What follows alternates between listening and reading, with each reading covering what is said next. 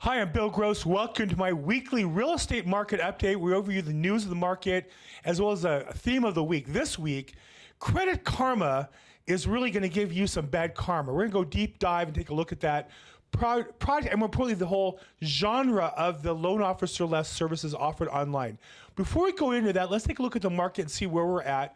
I always say there's two parts to an economy, and this is actually just standard economic theory. There's demand and supply. Demand is measured probably, or at least driven by interest rates in the housing market, and supply is how many houses are for sale. Let's take a look at the latest demand. You'll see that mortgage rates dropped yet again, 6.14 for the end of the week. As you can see, these are the lowest rates since about March 2023. They are significantly lower than they have been for the last 6 months and year, and are stimulating more buyers coming to the market. We had an open house today, and we had fantastic turnout. So you have more buyers interested in coming to the market. Why? Because the same payment will buy them more house. It's the same as if the house went down in price in terms of their monthly experience. Now, on the flip side, though, there's less homes for sale. And while the real estate press wants to talk about surging inventory in certain markets nationally, we know the inventory has continued to come down for the last 6 weeks in a row, down to about 602,000 units. Now, that is more than last year when we had 520, so that's about 12% more than last year. But you can see that this year inventory is dropping. Last year, this turquoise line here was rising, and they're set to meet in the next few months. More importantly, these are all post-pandemic. Pre-pandemic, we always had 850,000 or so houses for sale or more. And so we have historically low inventory still. As long as that's the case, you cannot have home prices crashing. I talked to a buyer today and they asked me, are housing prices going to come down? I said, as long as inventory continues to rise, it's impossible, and these are what's happening with inventory now, for prices to go down. Now, real estate is a local market here in Los Angeles, my primary market. Our overall market rating is a 37. As you can see, that's been dropping.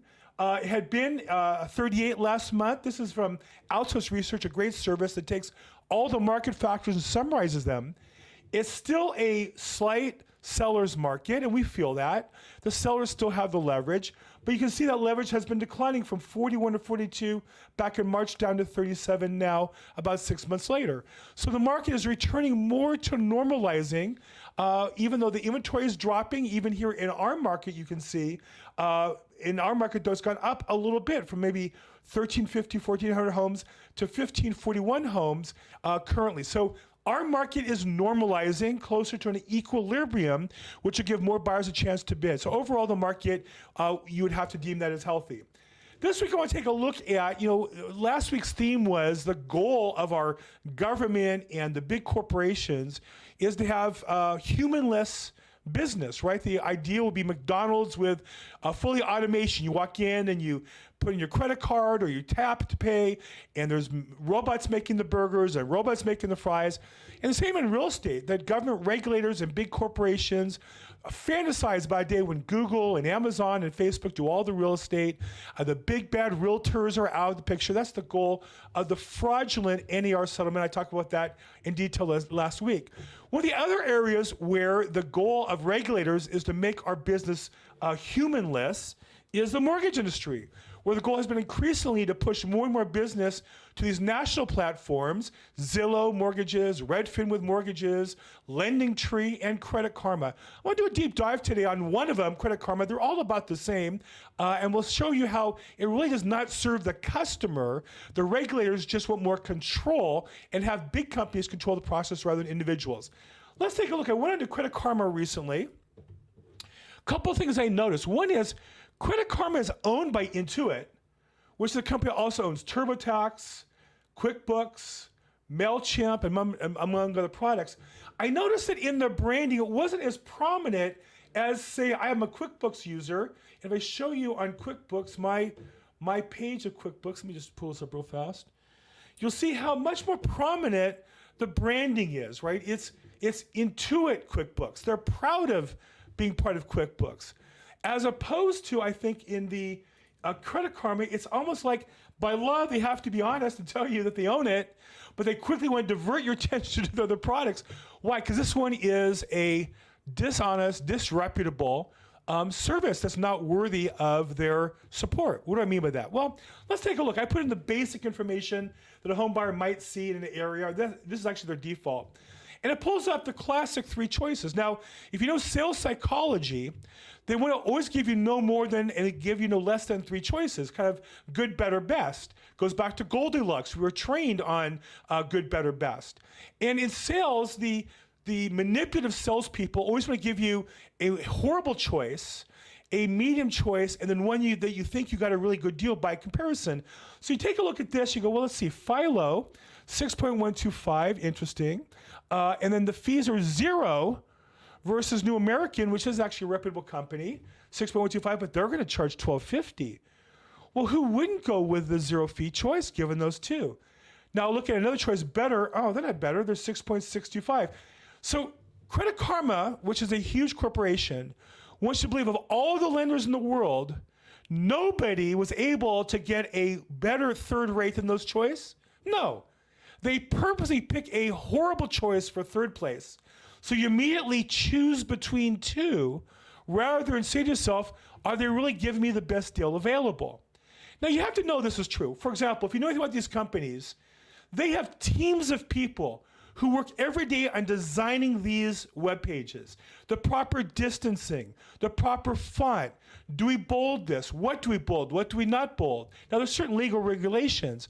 The colors, what color causes people to click? Obviously green based on this, but green might just be for users like me that came from one website. Other websites, they might have red or blue because those users like those colors. These people are master psychological manipulators. Every detail here is meant to manipulate your decision to move forward. So here you would say, well, obviously here is Credit Karma, part of this huge multi-billion-dollar conglomerate called Intuit. They must be legitimate, because Intuit's not putting their branding on Philo Mortgage. And then, so here you have the choice of the 3, and obviously they're the right choice to make. Here's what I'm going to tell you based on my experience as a realtor. You'll never get that rate and point unless rates go down and they're able to honor that option. I assure you, once you get involved with them, they're going to say to you at some point, well, the rate was only good for 7 days or 10 days and your escrow is 30. Sorry, to get that rate, you have to pay more. That's what 99% of those do. If I'm wrong, what Intuit would do would have a statistic at the top that would say something effective, 70% of our customers got the rate they chose. They don't do that. They know the numbers, believe me, they have teams of people who track that number every minute. Every minute they know what their customers got, but they don't share that information because if they shared it, nobody would ever use them. Let me give you another part where I think they're dishonest. Now, this to me is just false advertising. You might say, well, who is Philo? And they have their mortgage lender ratings for September. And you scroll down and go, oh, wow, Philo Mortgage, 5 stars. They must be good, you would think. Wow. I mean, I've heard of First Federal Bank. Not really. There's probably 20 First Federal Banks in America. Veterans United, never really heard of them, maybe. MBKC, I don't know. Philo Mortgage, But they're in Intuit, they must be good. But let's take a look at the reviews. And if you click on the reviews, what you get is 4.8. Well, that's not a 5. That's interesting. Here's a 1 star.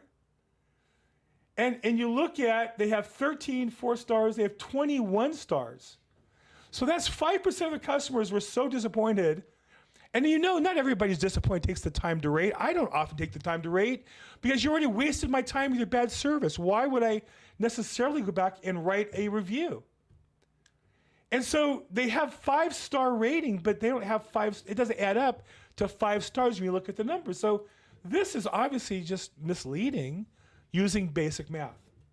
Now, why would that be? Why would they encourage you to use Philo? Well, it's because Philo has some sort of a revenue sharing or advertising feed into it.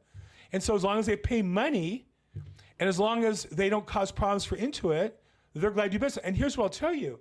I've never recognized, I do recognize New American. They are a substantial, legitimate company of good standing. I've met the founders. They're the exception. 90% of the time, the lenders on this website, I've never heard of them. And what's interesting, come back 9 days later, they're not there anymore. Why? Because they burned through so many customers, they either come back with a new name or they're out of business and they're reopened to somebody else. And that's why I assure you, Philo Mortgage, two things. One, if you click on that Get My Quote, you won't get that quote. And two, they won't be there on that page 6 months from now as the best rates with good reviews. It just doesn't happen that way. That's why Philo Mortgage and their ilk are on these programs. In fact, New American is there probably because they'll never get much business off these links, but they're willing to promote their brand, which is maybe a branding strategy of some sort. And I can't even tell you why would Better Mortgage pay money to be 0.5% higher than everybody else? Nobody's going to choose them. I mean, and the answer is Intuit, or in this case, Credit Karma, needs somebody to be the dummy, kind of like the Washington Generals to the Harlem Globetrotters. They need somebody to lose to make the other people look better. So these services, here's what I'll tell you. I've been in real estate since 1986. No customer of ours has ever used Credit Karma, Lending Tree, Zillow Mortgage, Redfin Mortgage, and told me, hey, they were great. You should refer your customers to them. Intuit actually has a mortgage company. They built Quicken Mortgage, and they renamed it to Rocket Mortgage, right? And at one time, they had like a bribing program with realtors that would give you money if you referred them business. You know, they weren't good enough to compete, so they had to kind of pay money to get the business, and they found some legal loophole to do that, I guess. But what's interesting is in my career, I've never had a realtor say to me, oh, I send all my customers to Credit Karma. I send all my customers to Lending Tree. I send my customers to Zillow Mortgage. Never. Why? Because they outperform. And I think that's the key to this is these big, large global corporations will replace hardworking individuals. When I do loans, it's with a person. When a buyer presents an offer on my listing, I want to talk to the loan officer who I'm going to hold accountable to deliver that loan to the buyer so that my seller's home gets sold.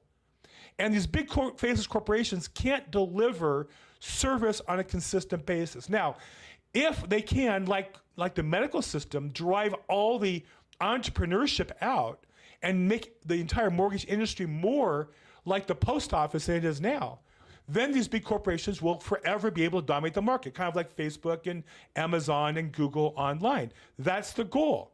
They want to be the Facebook or LinkedIn or whatever of the mortgage industry.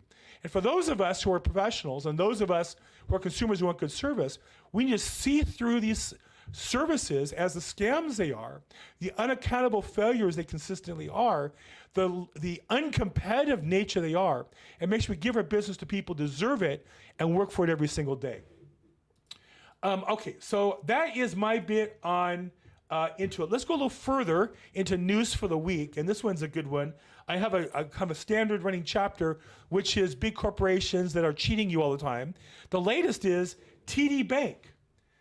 They got hit with $28 million of fines for consumer protection violations. Now keep in mind, the people who are fining them are going to end up working for them. So the whole thing is it's all one hand washing the other. There's no real significant money. But basically, if you read this article, TD Bank repeatedly gave inaccurate account information to consumer reporting agencies. So if you were trying to get a mortgage or a car or whatever, they had bad information and were slow. Now, TD Bank spent a fortune getting new business.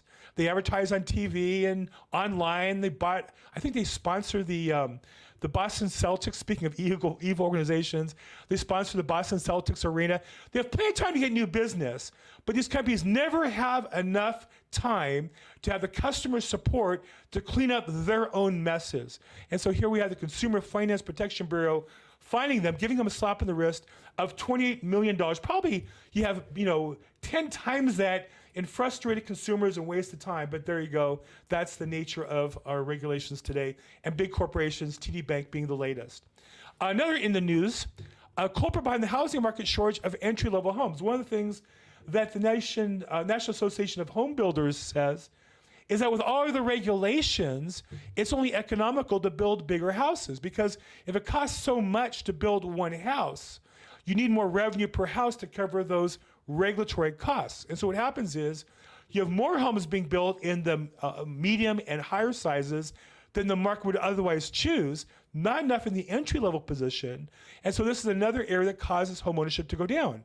people who have houses can trade up to nicer ones, but people trying to get in the entry level are priced out. And our regulations are forcing that based on an article from the National Association of Home Builders, which is, I think that makes a lot of sense. Here's another frustrating story regarding the homeless situation. We have an organization that has to sue the government to get secret records. Now, you know that our state has wasted about $28 billion attempting to end the homelessness situation. By definition, the information, where they spend it and what the results are, should be made public. But one of the things that poor governments do, I say poor not without money, I mean poor as in unaccountable and acting for their benefit, not the constituents, is they hide data. I used to be on a neighborhood council in Los Angeles. It was shocking to me how little information I had access to as an elected official underneath the city council, because the city officials run this as their own personal business, not serving the customers. And so here we have Cal Matters, which is a nonprofit organization, and they find out about all kinds of crime going on in these homeless shelters where people are being moved. And they try to get the data as to crime and the turnover rates and things like that. And our city just says, no, sorry, we're not going to give it to you. And so even though it's an abject failure, they're not going to share with us what's going on. Continuing on that subject, we have the revolving door. We had a TV station report on the revolving door, why getting housing doesn't mean an end to homelessness. And it just makes sense. You know, people who are found homeless are either because of drugs, psychological problems. It's not as common that people lose a job and then are homeless. There are occasions of it, obviously. But for most of them, these are people who aren't capable of supporting themselves. And so giving them temporary housing, by definition, won't solve a permanent problem. And here's a story. It's really heartbreaking when you go through this particular story. But in essence, it chronicles a number of people who are not capable of taking care of themselves, and then they get pushed into temporary housing, and the temporary housing can't really solve their personal long-term solutions. Speaking of not solving long-term solutions, our Mayor Karen Bass, of course, at city expense, flies to the Olympics. There's nothing that government officials like more than sporting events, because they get the best seats. And then Mayor Karen Bass, she gets to be flown to Paris and spends, weeks there and gets all kinds of fancy meals and housing. All this either these are bribes from organizations to get her attention or paid for by us taxpayers. And magically, she notices when she's there that Paris was able to get rid of their homelessness during the Olympics. And so, as any self-serving politician in the midst of stuffing her face probably with expensive French food, noticed, hey, you know what? We could temporarily remove the homelessness during the Olympics, and I'll look like a great mayor to the world then too. And that way, I'll get invited to all the great parties around the world, and then I'll be set up for my next job, whatever that is. You remember our last mayor, Garcetti, was a candidate to be an ambassador to India. Right, so the mayor really is just a political stepping stone, and she's already got her eyes on some international prize. And so she realized, not that we should get rid of homelessness because it's disgusting to have people living on your street, not getting rid of homelessness because it's a lack of promises you made to the constituents you got elected, not we should get rid of homelessness because we should run an orderly and normal city, but she's going to get rid of homelessness because it will make her look good during the Olympics. So I assure you, during the Olympics and during the World Cup as well, Mayor Bass will make sure, if nothing else happens, she will make sure that our homelessness are sufficiently hidden temporarily so that they can look to be the progressive and effective city that she wants to pretend to be, and that will happen for sure. Okay, and so here are the LA Times reports, and I'm going to go behind the paywall using a service.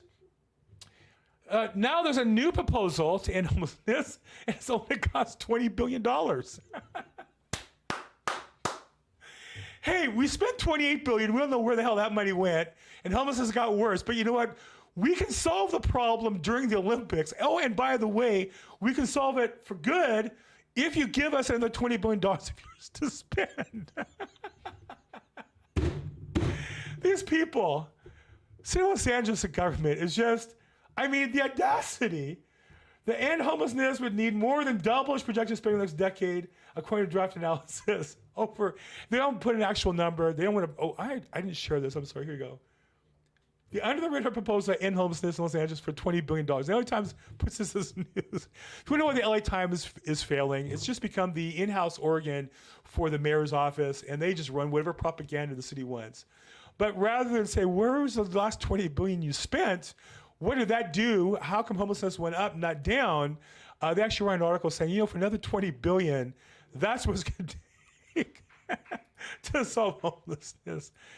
These people are just such liars. Okay, here's another one. There's this lawsuit. I talked last week about this fraudulent lawsuit. And here's an interesting argument from an attorney who made a really good point about that, which is the new regulations require anybody coming into an open house to sign something, whether it be an agreement to work with that agent and pay them a commission, or they acknowledge they're not being serviced. Meaning you can say, well, I don't have an agent, but I want to tour the house, but you have to sign a contract saying that. And the attorney says, I can't see open house walk-ins signing a legally binding document just to see a house. I wouldn't sign one and no one shouldn't. I can't agree more. It makes no sense, because if you sign an agreement, this is the thing I always tell people or ask people, how much did you spend drafting that contract? If a company goes through the trouble of spending $10,000, $20,000 to have an attorney draft the contract, it's telling you should at least spend a couple thousand to review it, or don't sign it. Or say to them, hey, if you want to pay for my attorney's review, I'll have the attorney review it and sign it. But you can't, in good conscience, sign something you don't understand. Think how easy it would be for agents to slide in hey, you're going to owe me 2.5% on whatever house you purchase in the agreement. This is just creating all kinds of, I think, misery and potential problems for everybody. Okay, we're going to skip that one, and let's see, where's this one? Oh, here's one. We're going to skip that one too. I'm not going to. I hate JP Chase Morgan. JP Chase Morgan, I like to say every week, the private banker to Jeffrey Epstein and his sex slave trade operation. They commit to funding $10 million of affordable housing development in Chicago's Southwest Side. And so what you get is, now what are they doing? They commit to fund. That doesn't mean they're giving the money. That means they're going to lend the money, so they're going to get paid back. If they get back 90 cents on the dollar, they're willing to cost them $1 million. But what they get is a picture of the mayor striding along, waving to him, yes, we love JP Morgan Chase. We're going to overlook that you help finance the rape and slavery of young girls around the world. But as long as you give us money to help us build affordable housing in Chicago, and again, this is Chicago's answer to affordable housing, which is they're going to build their own housing. You have J.P. Pritzker is going to solve the housing problem in Chicago. I don't think so, just like Mayor Bass is not going to. Lastly, I think this is one of the most frustrating stories of the week for me. I almost made it the headline story. UCLA to buy as a property 3301 Canfield in Palms. So if you look at 3301 Canfield, view the project, you'll notice that it's what you call a Palms area, nowhere near Beverly Hills, which is, 8 miles away, 10 miles away. At rush hour, that's an hour drive to the UCLA campus. And so imagine, if you want to talk about how bad the housing situation in Los Angeles is, imagine you're bidding on a property and it looks like this. Again, it's a kind of a nice looking multifamily. People wonder, why can't I afford to buy a multifamily apartment building and invest in it and make money? And it seems to be a good, project. And the answer is the buyer, UCLA, has $3 billion endowment, meaning UCLA is so rich, they have $3 billion sitting in banks and investments collecting interest that they don't need. On top of which, they're financed by the state government and the federal government. On top of which, they're a nonprofit, which means they don't pay taxes. So you're competing to buy a property with an organization that has billions of dollars, is financed by both state and federal governments, and pays no taxes. Why is UCLA competing for residential housing not near their campus? In a market where housing is so impacted, Why do we need the wealthiest of wealthy organizations, the government, buying more? How is that healthy? How does that create a good economy? Other than UCLA students and staff and I guess investors and all that at UCLA, who is this good for? And yet they buy it. And yet they continue to grow. And yet they don't pay taxes. And yet they get more subsidies from the state and subsidies from the federal government, which are both running enormous deficits. And we wonder why our economy is failing. UCLA, who was, last week I talked about how the Veterans Administration land near their campus that was bought to house homeless veterans instead is being used by UCLA for their baseball stadium. You have homeless veterans who can't find housing because the UCLA baseball stadium, which they don't let people camp out there, right? LA lets people camp out under freeways and all of this. You can't camp out at UCLA's baseball stadium. And then UCLA, which is using land for veterans who are homeless, is buying more property rather than letting somebody else buy it and let people pay fair market rents. That's where our housing system is broken. I hate UCLA, I always have, but this is just some additional reasons why. What do you think? Should UCLA be buying more residential housing in the Palms area? Should they give up Jackie Robinson Stadium back to the veterans to help build veterans housing? Am I wrong? Put down your comments. Like this, subscribe to this, send me your comments. I'm at Bill Gross Probate, BillGrossProbate.com. As always, make today your best week ever. Thanks so much.